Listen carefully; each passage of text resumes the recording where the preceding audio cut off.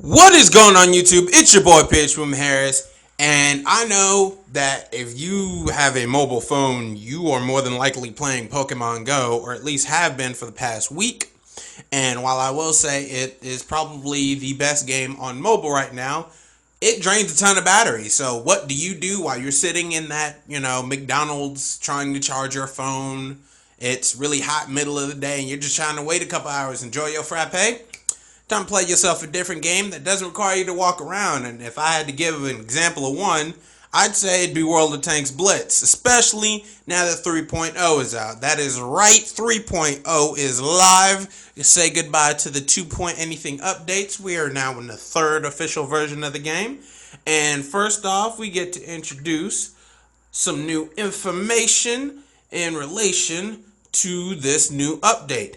And out of the update, I would say the biggest thing is a new game mode. We now have two game modes. Standard, which is essentially one flag, King of the Hill, deathmatch, where if everyone dies or someone captures a flag, that's it. But now we have Supremacy mode, which is now pretty much multi-flag domination. It's multiple flags and a kind of like a ticket counter, kind of like in Battlefield, where if you kill a tank, it takes off a big chunk of their tickets, and if you kill all of them, that'll win the game. And at the same time, if the battle gets drawn out or anything, if you guys capture flags, the person with the most flags gets the highest ticket bleed, and they can bleed out the enemy team's points. So if their points go to 0 and they still have tanks out, and there's still, time on the clock, that's a win for you, instead of it just usually ending up like a tie when you get like a really fast tank and that can't kill a really slow tank that's probably really heavily armored. So now we have Supremacy mode, which I will have gameplay of later just to commemorate the new mode. We also have an updated Falls Creek map, which I will also show before the gameplay, which from what I saw looks really nice. Increased profitability for a whole bunch of tanks. They range from tier 5 to 10, a couple of premium tank updates. But to be honest, if you want to find out, I recommend getting into the game and finding out yourself. We have premium time coming up August 6th through the 7th, which is right around the Olympics. So if you are watching this and forget that premium time is coming, wait for the Olympics. If the Olympics, that means premium time's available. Go play. We have new Supremacy mode again. Falls Creek got reworked. A couple tweaks to Lost Temple, Vineyards, and Mirage Black Goldville and Winter Malanovka. And here the profitability again. Couple tanks, not a ton. General is bug fixes, and that's about it. So now we got a new game mode, probably new things coming down the pipe. And you know what? I think we're going to go ahead and check out the new Falls Creek.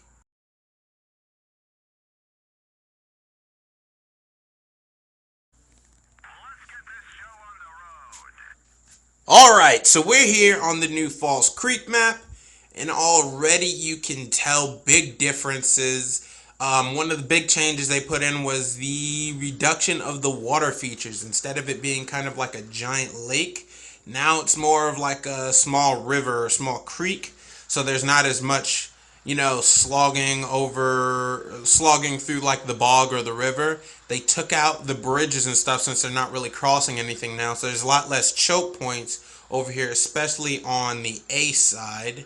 And they kind of flattened the map out, so there's a lot less stuff in the way, but there's a lot more sniping positions. Like over here, you had this huge hill line that you could hide any tank behind, and now it's just a single hill that leads up to a really nice sniping point, as I can see over here behind the flag points, which is in the now expanded industrial area, which is looking pretty nice. Pretty good sniping from over here. I mean, you still can't snipe directly on the flag, but you have more eyes over here. It's much less in the way. It used to be just flying across over to this side, but now you have a chance to influence the battle over here. They flatten this out, so it's now less corridors. It used to be this upper corridor where you could fire across the way. There was this lower corridor right next to it where you could fire across the way. If you were unlucky and found yourself directly in the middle, down here you could kind of get fired upon by the second corridor. But no one over here in the industrial area could kind of like get over the hill and fire down on you unless they really put themselves out of position. And no one could really get up into the flag area from here. But now you can get into the industrial area. This opens the area up much more for flanking. I really like that. Coming around here, they didn't really change this back area much. There's a bit more cover, less hills, more definite cover. And this will probably lead a couple more snipers sitting up here and sniping into the flag area or across the map if they can get vision. And now we're going to head into the industrial area where it looks like, yeah, they pretty much opened this up. They knocked out all those small little like bullshit you could hit and shit and just really put in giant buildings, which is much better. I mean, you can still destroy this stuff and you can destroy cover and really change this battlefield, but at first contact, this whole area is going to be still a shit show, but it's not going to be just as easy. Like after first contact, it's not just going to be an open area. It's definitely going to have more points of cover and a couple more battles rather than just a clusterfuck in the middle, which I like a lot more. The flag has been moved out, so it's not completely hidden by the industrial area. So now you could, in fact, defend the flag from your spawn locations if you get good sight lines like over there and over here. And you don't have to worry about people just sitting over there because they decided to fight over the bridge and not really helping with the objective. Now heading over to B side, notice a lot less water. They still have the hills over here, but it's still far more open, so it's not as difficult to get spots over here and stuff. The spawns still have definite cover, so that's still good. But there's a lot more places to snipe, especially onto the flag, as well as the bridge area, which the bridge is, I think, been kept the same, but it has more area, so now you can more fairly fight over it instead of like peeking out that one like sliver millimeter of like shoot hole. Now you have way better, more defined positions to fight over this hill for. You can now, instead of having to be forced to go over the bridge or through flag side, you can now say, man, fuck the bridge. Come through this way. This kind of eliminates one of the best hiding spots in the game, though, because now everyone can get down here freely without fear of like injury or anything. But still, if you wanted to really hide, I think you can still hide down here. So, you know, if you were super desperate to hide, you can still hide down here, although it definitely isn't as hidden as it was before.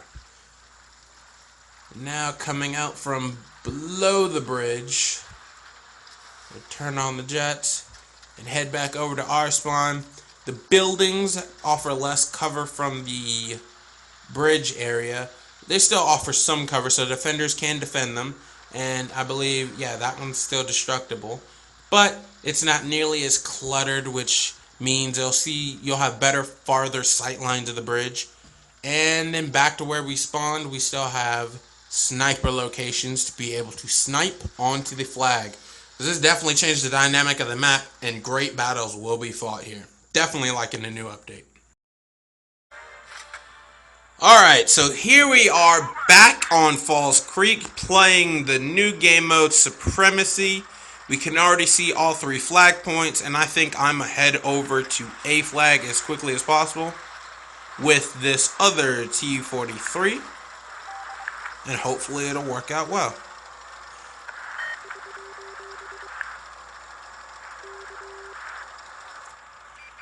Also, with Supremacy mode up, we have a new radio map for different instructions. I'm already hit. We're going to go ahead and take A flag for the team.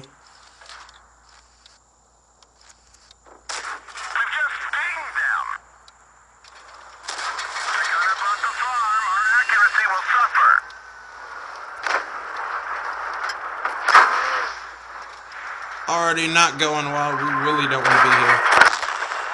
Vehicle destroyed. So that went badly quickly. I'm getting the feeling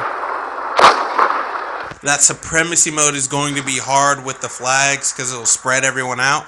But at the same time, it still kind of takes a minute for you to take the flags. It might be well worth it, like how these teammates did, to kind of sit back off the flag and kind of get a feel for the situation and kill people on the flag, like they killed that Jackson and how they killed me. Definitely well worth it to stand off the flag and try to go for kills. Alright, now here on Desert Sands in the VK3601H, we're going to take our time. We have a slower tank, so it'll make more sense to kind of stand off and see what the flags do, like we learned from our last time through. Seems like everyone's rushing A, which is a good idea, although that is the only flag we will take, because they will take the city.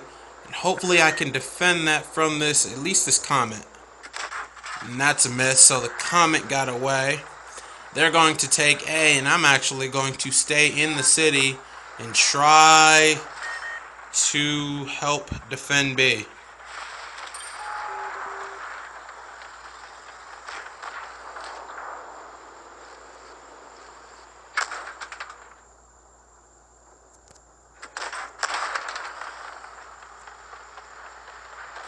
Alright, I'm already surrounded, because I have no help on this side.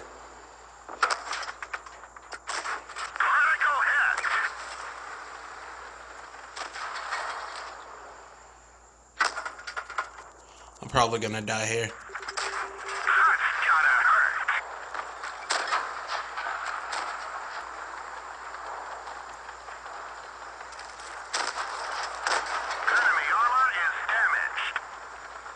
Fake! Fake! Damn it. I almost got him. Alright, so it'll probably also take into account the speed of your friendly forces. Definitely when playing this game, if you kind of outrun like your only heavy tank, like my team did, and he's kind of all alone on one flank, and the other team, you know, is kind of spread out, it'd be probably worth it to split up forces and try to survey all sides of the map. As I will say, I was stuck on BC side, which in hindsight kind of made more sense to go for, since that's two flags versus one flag that's dead in the open and that's kind of hard to defend. But it looked like they came back and got them while they were all spread out. It's, yeah, like that comment being all salty over it. It'll probably help to spread out, but to also like hold a defensive line, because it seems like if you look at the map, the flags are kind of very set in the middle. So if you can kind of spread out and hold a defensive line and survey the flags before attacking them, you'll probably have a better chance at winning the game. So definitely something everyone's going to have to learn to do. It's not just rush and kill people and rush the good kill spots. You also now kind of have to really pay attention to the objective and PTFO, because if you don't, they'll have two flags versus your 1 or 0, and you'll probably lose even before you kill them. And that is it for 3.0. New update, new game mode, new learning curve, and definitely a good substitute for the downtimes in between Pokemon Go. My name is Peace from Harris, signing off. Don't forget to comment, like, subscribe, all that good shit. And I'll talk to you guys later. Peace.